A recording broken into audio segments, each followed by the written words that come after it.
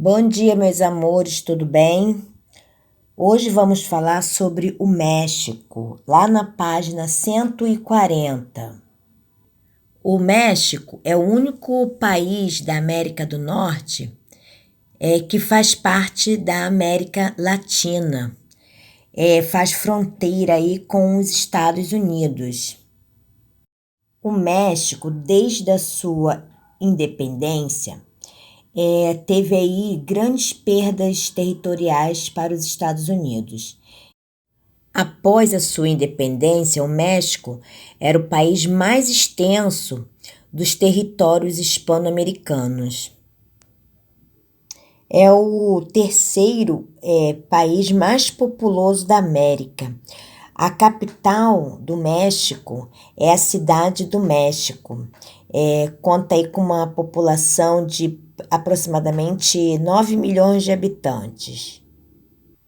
Entre o México e os Estados Unidos, a gente pode observar uma fronteira aí que é separada pela construção de um muro para conter a migração, a entrada de habitantes, né, para os Estados Unidos, para o país vizinho.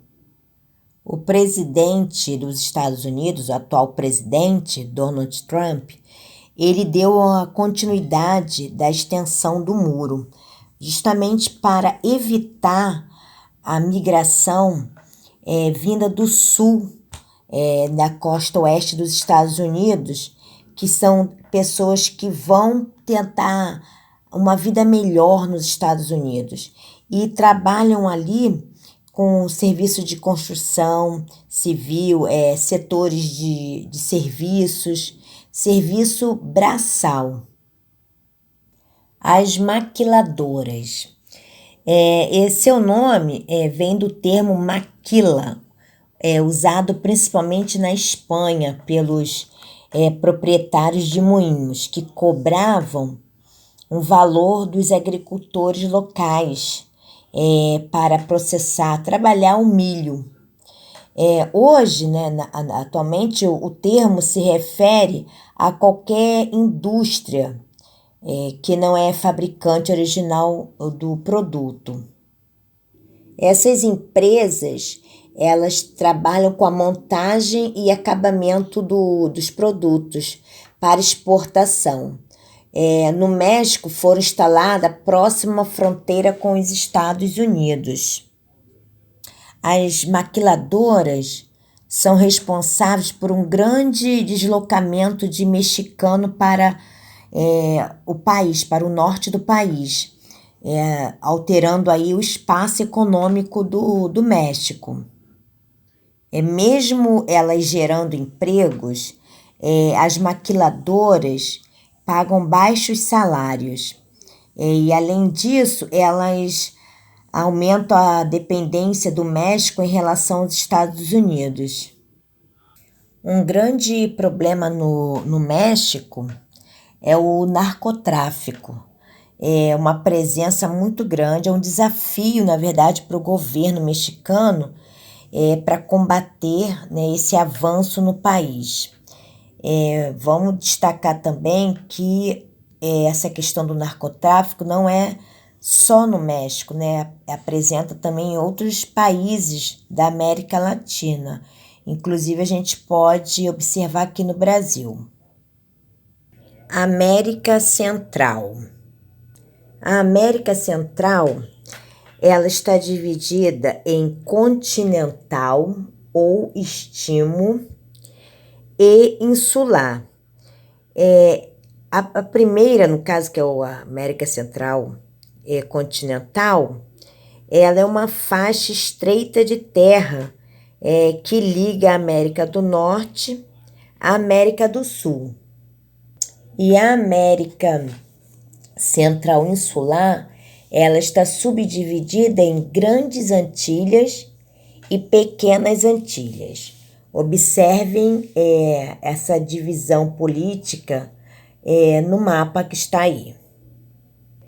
Nessa região, nós temos aí presença de climas quentes, predominantemente um clima tropical com bastante calor. É uma diversidade muito grande de paisagem. Isso aí atrai milhares de turistas todos os anos. Essa área também ela está sobre o domínio aí de placas tectônicas. Então recebe aí uma ocorrência muito grande de atividades sísmicas e vulcânicas.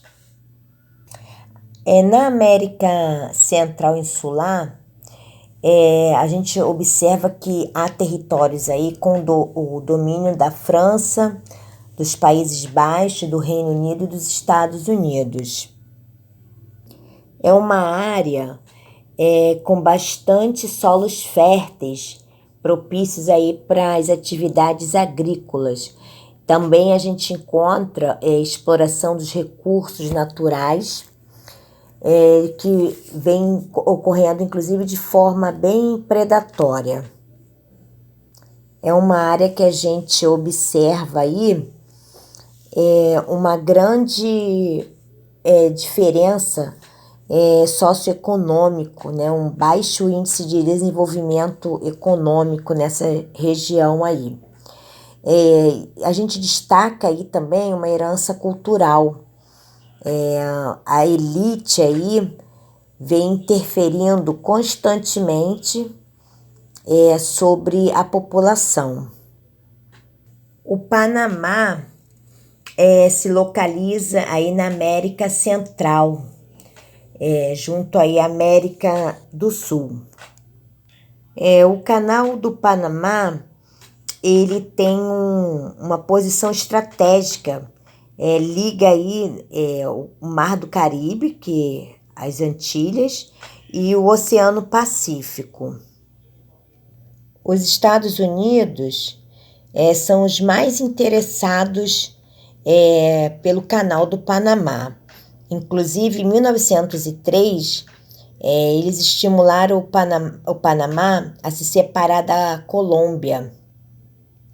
E para ter o controle desse canal, os Estados Unidos pagavam aí uma quantia anual ao Panamá.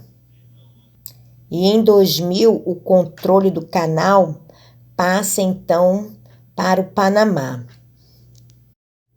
Mas esse acordo reserva aos Estados Unidos o direito ainda da livre navegação caso seja ameaçada. O Haiti é um país bastante pobre na América. A sua população vive em pobreza extrema. A base da economia é a agricultura.